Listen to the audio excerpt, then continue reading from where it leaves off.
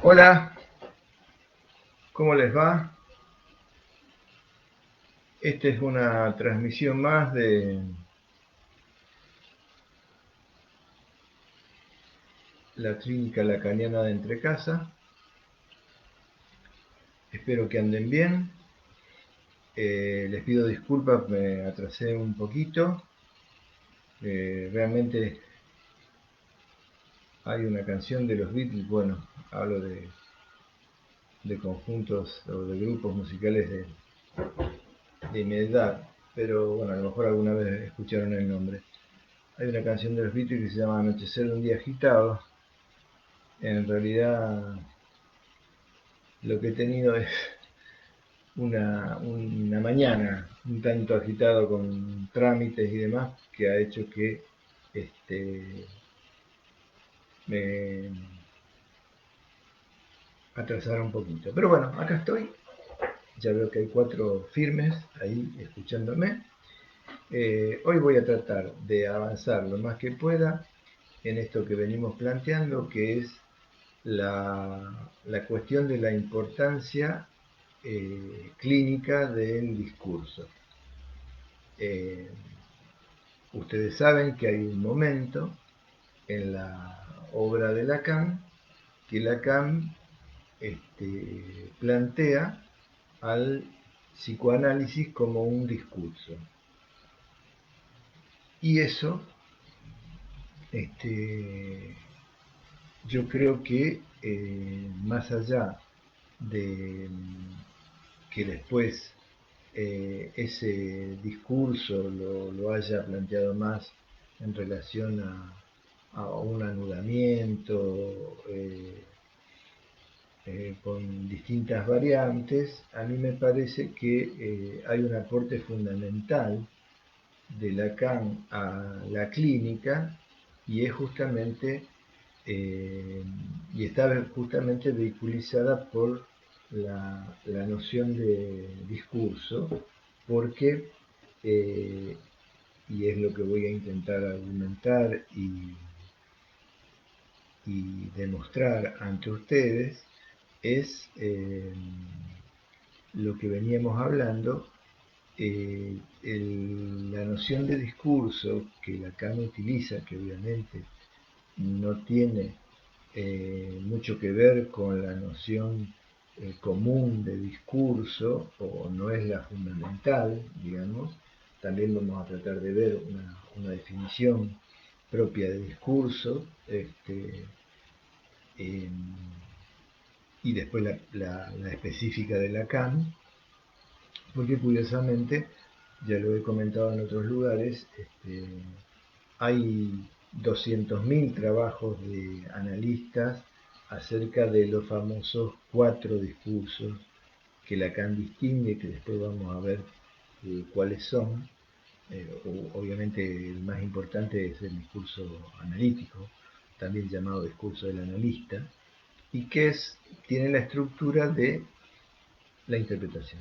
O sea, todo esto a mí me parece que gira alrededor de que para Lacan, al menos en mi lectura, la eficacia del análisis está en la interpretación, como que el acto del analista es la interpretación y es lo que permite de alguna manera producir efectos y estábamos viendo que uno de los efectos que uno busca es curar ciertos síntomas a través de el famoso atravesamiento del fantasma o las determinaciones de ese síntoma, y que eso fundamentalmente implica una operación de lectura, o sea, una operación de interpretación. Eh, Inclusive si ustedes tienen presente, Lacan le dedica todo un seminario, el seminario 6, a la relación entre el deseo y la interpretación. Y llega a plantear que la fórmula fuerte de que el deseo es la interpretación. O sea, que la única manera en que se puede presentificar el orden del deseo es a través de una interpretación, o sea, es a través de una operación de lectura sobre lo dicho. Y las formas más comunes, y ahí empalmamos con lo que veníamos hablando anteriormente acerca de las figuras retóricas y demás, los modos de decir, los modos de interpretar o los modos de decir el deseo cuadran o tienen que ver con las distintas figuras em, las distintas figuras retóricas, lo que veíamos la vez pasada. Es decir, el deseo se puede decir enfáticamente, elípticamente. Por ejemplo, hay una frase de Lacan, no sé si ustedes se acuerdan, no sé, no tienen por qué acordarse, está ahí en la significación del falo, pero creo que estuvimos leyendo, no sé si acá en otro lugar, porque son varios lugares donde trabajo todas estas cosas y a veces la pifio, le pido disculpas si no lo hicimos, pero en la significación del falo, en el artículo ese, donde Lacan hace esa tripartición entre necesidad, demanda y deseo, este, cuando tiene que hablar del deseo, dice que el deseo está articulado, pero es inarticulable. Eso es una manera de decir el deseo de modo elíptico, ¿m?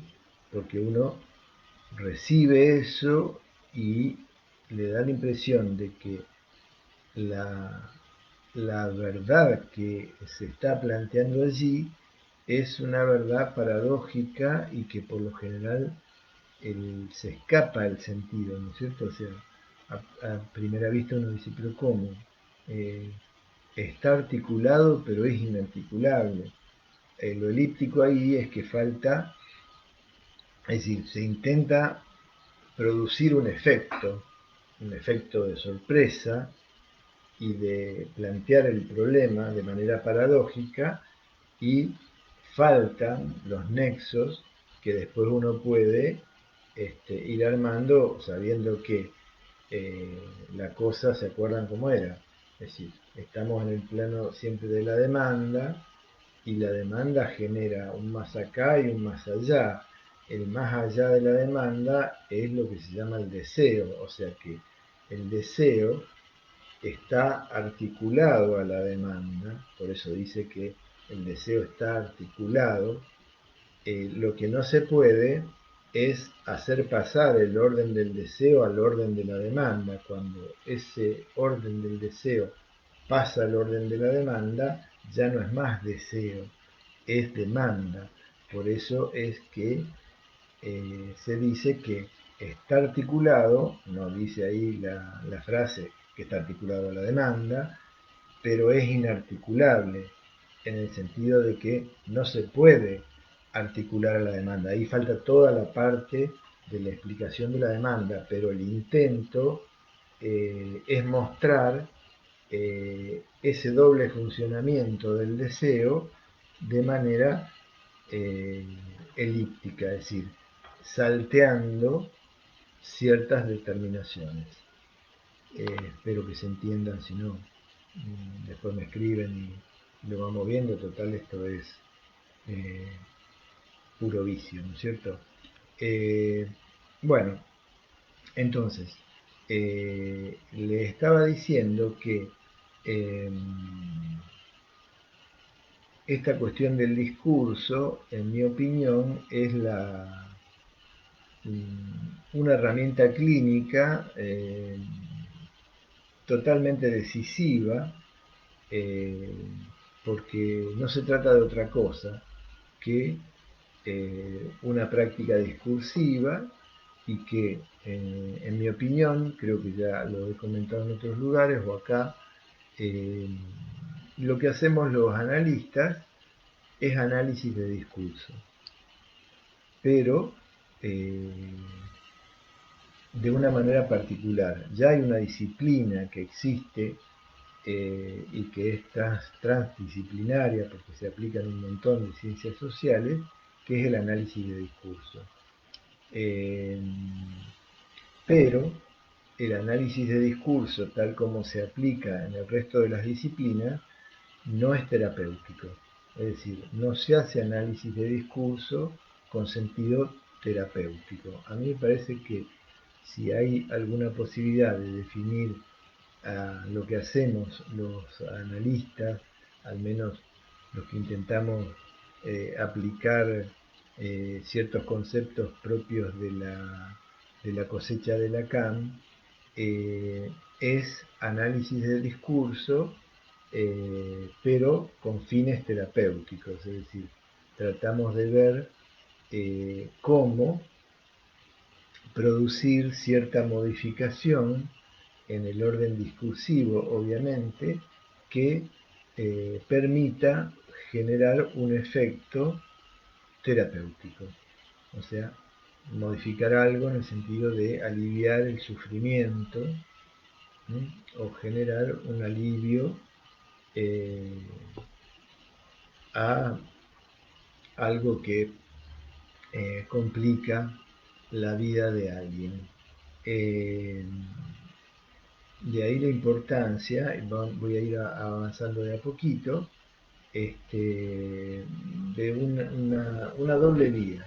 La doble vía que les propongo es, por un lado les decía, poder articular más finamente la noción de letra y el hecho de que en un determinado momento Lacan empieza a insistir con el orden de la escritura. Eso me parece que hay que tenerlo en cuenta, sobre todo con las salvedades que Lacan dice, el uso que yo hago de la escritura no tiene nada que ver con la escritura en el sentido corriente. Entonces eso hay que tenerlo en cuenta porque es sí y no, digamos, tiene aspectos de la escritura corriente y tampoco, y también no tiene aspectos, porque por ejemplo está la noción de letra, que uno cualquiera pensaría que bueno, sí, está bien, la letra tiene que ver con la escritura, pero me parece que también la noción de letra está vinculada a un proceso o un procesamiento de los significantes eh, con el fin de lograr una transformación que sería eh, producir una inscriptura, diría yo, que algo se inscriba. Me parece que el efecto psicoanalítico por excelencia es eso, es decir, ustedes no se deben haber eh, preguntado, ¿en qué consiste el cambio, digamos? ¿Cuál es la eficacia simbólica, digamos, de la que tanto se habla, por ejemplo, en la facultad y demás? ¿En qué consiste? En principio, la pregunta se podría plantear también en términos de eh, ¿cómo es que alguien cambia una idea por otra? Porque eso es lo que ocurre. Eh, por lo general, el comentario de gente que está eh, dominada por una idea es el temor de que abandonar esa idea abra una especie de vacío, una especie de abismo imposible de llenar.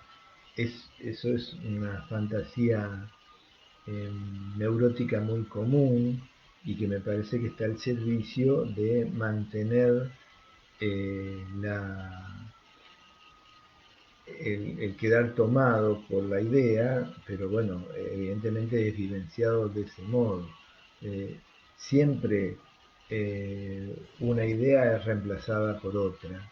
No existe la posibilidad de la no idea, digamos, ¿cierto? Va, menos en mi concepción, ahora que está tan de moda, toda la cuestión de la meditación y demás, terrenos que desconozco completamente, dado que al ser Vinciarelli estoy más lejos de Buda, salvo cuando como mucho y mi panza puede remedar en algún sentido alguna estatua de Buda, pero eh, esta idea de no estar pensando en nada o sin idea, ya le digo, probablemente esto me, le suene mal a mucha gente, sobre todo a la gente joven, que yo creo que está abierta y me parece bárbaro. Es decir, ser joven es estar abierto a todo lo que se presente para saber, para conocer. Eh, entonces, a mí me da la impresión de que hay todo un movimiento de, de esto de no pensar o tratar de pensar en nada, que bueno, si lo logran está bárbaro, yo no podría jamás, porque se ve que ya mi psicosis o mi neurosis eh,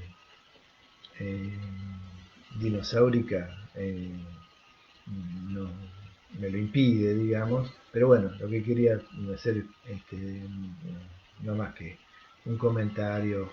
A mí me parece que siempre una idea es reemplazada por otra, aunque el reemplazo sea un reemplazo de la no idea. Pero bueno, lo que quería decir, para no hacerla tan larga, eh, ¿cómo se cambia la idea esta de bueno, acá Cartagena Rodrigo me ayuda como siempre. La verdad que le agradezco mucho a Cartagena Rodrigo porque es súper laburante, siempre está colaborando con cosas y siempre son cosas, al menos en mi opinión, altamente pertinentes.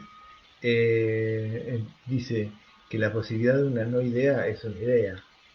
Sí, es realmente así. Entonces, lo que estaba diciendo es que eh, a mí me parece que la eficacia simbólica es la posibilidad de abandonar una idea, pero ese abandono de una idea va a ser para reemplazarla por otra. ¿Cómo se produce? En mi opinión se produce por el criterio de verdad. Me parece que cuando una idea tiene un poder explicativo o un criterio de verdad más poderoso que la otra, es cuando se produce ese abandono de la primitiva y el reemplazo por la segunda. Es decir, es cuando eh, adquiere ese mayor poder, digamos, la nueva idea. Eh, bueno, para no dispersarme mucho, les decía que son dos andariveles.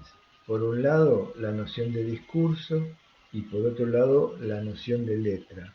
Porque va a haber algo a lo que intento arribar, aunque no sea hoy, es al entrecruzamiento, es decir, al hecho de que es justamente el discurso en sentido lacaniano el acto del lenguaje que hace letra del significante. ¿Mm? Ahí sonó. Se me armaron tres cositas y me salió eso, que me deja conforme, al menos por hoy. Este, entonces, les decía, hay una frase de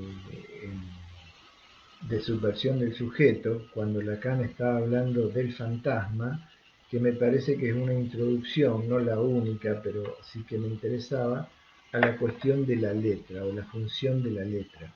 Es decir, cuando Lacan trabaja con estas fórmulas, todas las fórmulas que ustedes ven en el grafo del deseo, por ejemplo,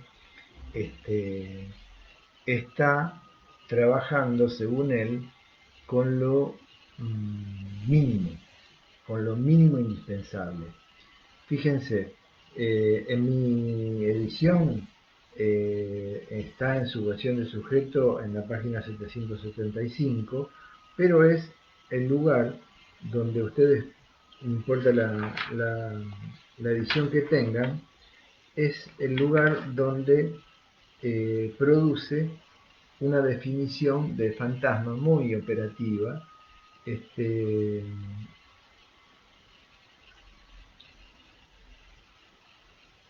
Dice, nos permita, dice, pues para volver a encontrar la pertinencia de todo esto, es preciso que un estudio bastante profundizado y que no puede situarse sino en la experiencia analítica, nos permita completar la estructura del fantasma, a hablar de cuál es la estructura del fantasma, ligando esencialmente en ella, cualquiera que sean sus ediciones ocasionales, a la condición de un objeto. Es decir, la estructura del fantasma es una estructura que está ligada a la condición del objeto. ¿Se acuerdan que tenemos tres términos? Sujeto barrado, el rombo y el A, ¿no es cierto? Entonces, esa estructura fantasmática, dice Lacan, está ligada esencialmente a la condición de un objeto. ¿Tá? Entonces, eh, ¿qué produce la condición de ese objeto? Produce un fading, una desaparición del sujeto, o una desaparición o un eclipse, dice, el momento de un fading o eclipse del sujeto. Dice, estrechamente ligado a la decisión que sufre por su subordinación al significante. Ustedes saben que el orden del significante, lo que veíamos en la operación de alienación, produce un sujeto dividido o barrado, ¿no es cierto? Esa barradura es el efecto de quedar entre dos significantes que no lo significan, sino que se tiran la pelota uno al otro y el significante siempre queda en el medio. Ahora, esa barradura dice que también se imaginariza a través de un catálogo de expresiones ante una determinada condición del objeto en todo caso eh, que tenga alguna vinculación con el deseo, ¿no es cierto? Esa imaginarización que es, o sea, todos los efectos fantasmáticos son los imaginarizados, son este, eh, la, eh, el enrojecimiento de ponerse colorado, el desmayo, la sudoración, los temblores, la mariposita si quieren el estómago, es decir, toda una serie de efectos en el cuerpo que están ligados o que representan de alguna manera esta barradura del sujeto, imaginarizan, digamos, la división, porque la división del sujeto es una división del orden significante, no es eh, algo que se produce, eh, es una cuestión estructural, quiero decir, no es producida por nadie. En cambio, los efectos fantasmáticos imaginarizan esa división subjetiva a partir de una determinada condición de objeto. Y eso produce efectos en el cuerpo. Después vamos a ver más adelante, si puedo en la próxima, que eso es un efecto de discurso. O sea, Lacan dice, ya lo vamos a ver dónde, que todo, dice así, es seminario 16. Después se los voy a mostrar para que vean que no les miento.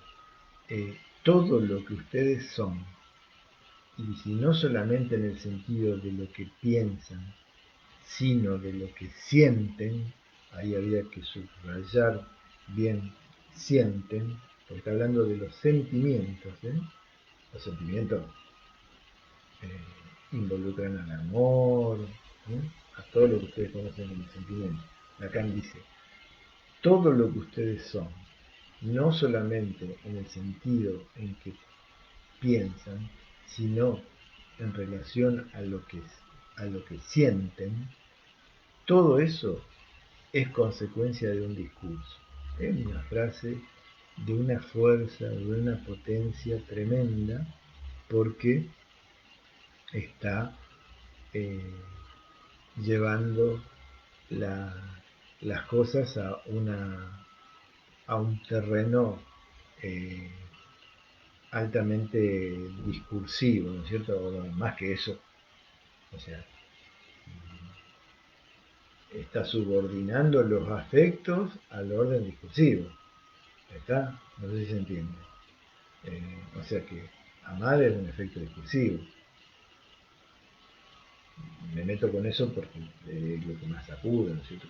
Por lo general, el orden del amor es lo que uno pondera como lo más propio o lo más fuerte, ¿no es cierto? Y bueno, quería cerrar un poquito la idea, es decir, por el lado del discurso vamos a estar planteando. Hoy solamente les voy a plantear eh, los elementos que Lacan usa. ¿Dónde está eso? Está en el seminario 16, que se llama De un otro al otro. Ahora no hay ningún problema, cuando nosotros lo leímos por primera vez, no sabíamos cuál era el otro con mayúscula y cuál era el otro con minúscula, porque nos llegaban en fotocopias, en transcripciones, y bueno, y había todo un lío si en realidad era de la idea que teníamos nosotros hasta ese momento era el otro con minúscula como el semejante, el otro con mayúscula como el orden simbólico. Entonces para nosotros era ir del semejante o de lo imaginario a lo simbólico. En realidad después nos dimos cuenta que el título no era así, sino que era al revés, era de un otro, o sea, de un otro con mayúscula a un otro con minúscula, pero ese otro con minúscula ya no es el semejante, sino era el objeto A. ¿tá? Entonces el planteo era un recorrido desde el otro con mayúscula a el objeto de deseo, porque ahí fundamentalmente, yo le decía, en el seminario 16 hay una transformación del otro con mayúscula eh, que es fundamental y que es lo que permite toda esta cuestión del discurso y de la lectura y del funcionamiento de la letra, que es que el otro con mayúscula deja de ser el tesoro del significante y se transforma en una estructura matemática, más ligada al conjunto vacío que a otra cosa, o mejor dicho, a un conjunto que se va dividiendo y que le queda siempre un último resto que es el objeto A. Por eso es del otro con mayúscula al otro, en sentido digamos, sería del otro con mayúscula al objeto A. Pero bueno, después lo vemos eso.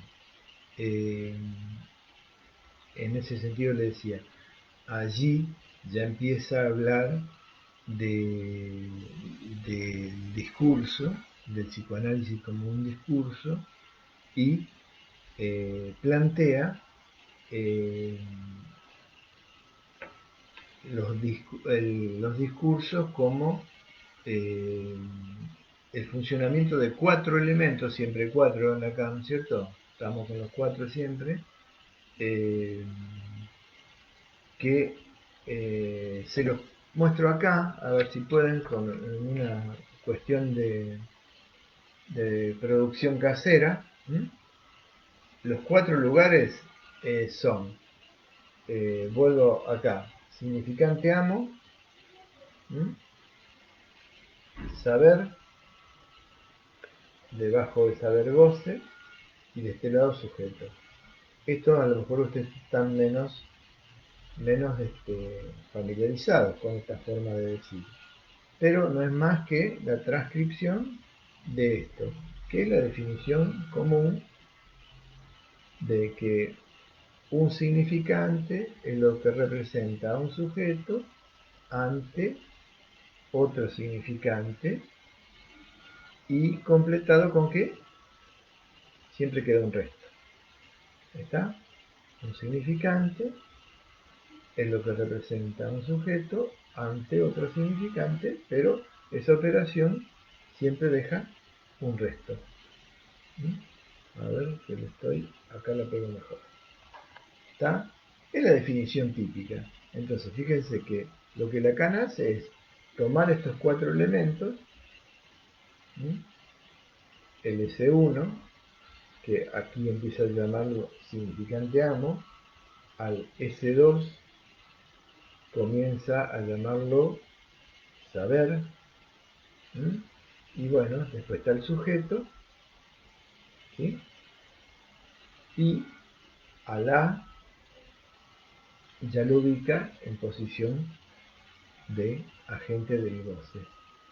Ya vamos a ver bien todo ese asunto. ¿Pero se entiende? Estos son los 4 elementos con que Lacan intenta armar su teoría de discursos. Son justamente el lugar de su definición clásica, digamos, de sujeto, determinado por el significante. Y esos 4 elementos van a girar, van a ir ocupando distintos lugares según un movimiento, ¿no es cierto? ¿Está? Y van a ir ocupando 4 lugares, que los lugares son fijos. Y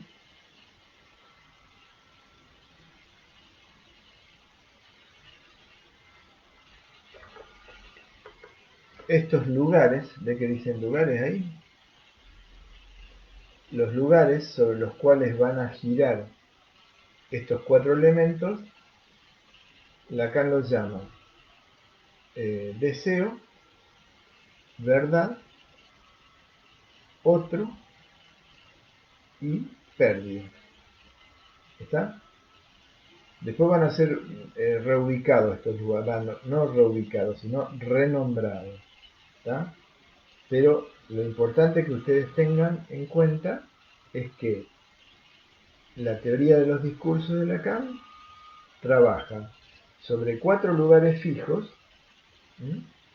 4 lugares fijos, el lugar de la verdad, el lugar del deseo, el lugar del otro y el lugar de la pérdida. Después va a haber un cambio, y el lugar de la pérdida también se va a llamar lugar de la producción. Y el lugar del deseo va a empezar a ser nombrado en el seminario siguiente, que es el seminario 17, como lugar del agente. ¿Está? Por ahora son menciones masivas, para que ustedes empiecen a tener idea. Entonces, ¿cómo va a producir su teoría de los discursos? Son 4 lugares en los que giran 4 elementos. Giran siempre manteniendo el orden. De acuerdo como van quedando ubicados, van dando lugar a 4 discursos, que no se lo voy a decir ahora, no se lo voy a decir en el sentido de mostrar la fórmula, pero es la definición, la típica, ¿no es cierto? Eh, donde el S1 está en el lugar del deseo, un significante, lo que representa un sujeto ante otro significante y queda un resto. Esa primera ubicación va a ser lo que él va a llamar el discurso amo o discurso maestro, ¿sí? O discurso del inconsciente. Después lo vamos a ver. ¿Está? Y después las otras variantes, los otros tres discursos, va a ser hacer girar un cuarto de vuelta. Entonces el que estaba acá, por ejemplo, pasa acá. Y entonces el que está acá abajo pasa acá arriba. Y el que estaba acá pasa aquí. ¿Se entiende? Y el que estaba acá pasa abajo. Se van dando. Pero vamos a ver. ¿Mm? No sé si se entiende, si no cualquier cosa me cuentan. Estamos haciendo cosas muy básicas. No terminé de mostrarle por qué en la fórmula esta del fantasma eh, Lacan empezaba a hablar de la letra, pero bueno, se los debo para la próxima, se les prometo, y ya nos vamos a meter. Lo que pasa es que es mucho más interesante ver cómo el discurso ya produce esa. ¿Por qué es interesante? Porque es la clínica, digamos, o sea, el trabajo concreto. Se ha perdido mucho la cuestión de que eh, la base es la interpretación, que el deseo es la interpretación. Entonces, eh, se entiende como que sí, que hay el acto del analista, tiene un acto en lo real, darle una patada, o qué sé yo, Lacan cuando estaba arterio esclerótico, este, citaba a dos pacientes en el mismo momento, lo quería acostar a los dos en el mismo diván, o le daba una patada en el culo, todas esas cosas no hablan bien de Lacan, digamos, no tienen que ver con ninguna genialidad, lo que tiene que ver con la genialidad de Lacan o con la maestría es toda esta producción teórica. Después cuando ya estaba tomado por la arteriosclerosis, me parece que seguir idolatrándolo, aun cuando se mandara una cagada de viejo arteriosclerótico, no me parece hacerle justicia. No es una religión Lacan. Se mandaba unas cagadas tremendas en la última, a menos en mi opinión, en la última parte respecto del maltrato de sus pacientes y demás. El problema es que ya había generado tanta idolatría y tenía un lugar tan particular que a la gente le daba una patada en el culo y se quedaba pensando, uy, ¿qué me habrá querido decir con esta patada en el culo? Nada. Locura de viejo arteriosclerótico. No va. Ni Lacan, ni Freud, ni nadie tiene ningún derecho a maltratar a un paciente. Bueno, me quedo acá, les agradezco mucho el aguante y un poco la improvisación de hoy porque estuve a las corridas. De todas maneras, lo que les conté es parte de lo que tenía para contarles. Les propongo, si ustedes quieren, para el viernes que viene, y en una vez ahí damos un cierto cierre, por lo menos por una semanita, porque ya empiezo a, a dictar la clínica lacaniana, no de entre casa, la de la Facu. Pero bueno, esto no va a quedar cerrado porque yo pienso sostenerlo y ir contando las cosas que voy pensando y aquellos que tengan ganas de seguir escuchando y participando, no lo vamos a cerrar. Lo que sí, bueno, iremos adecuándolo al, al, al momento de las cosas. En principio, el viernes que viene, los que tengan ganas, seguimos pensando esto, les voy a mostrar los cuatro discursos, para qué sirven, y cómo eso tiene lugar en la clínica, y ahí cerrar esa famosa formulita de subversión de sujeto que al final hoy no la completé. Bueno, que anden bien y Los espero el viernes. Chau.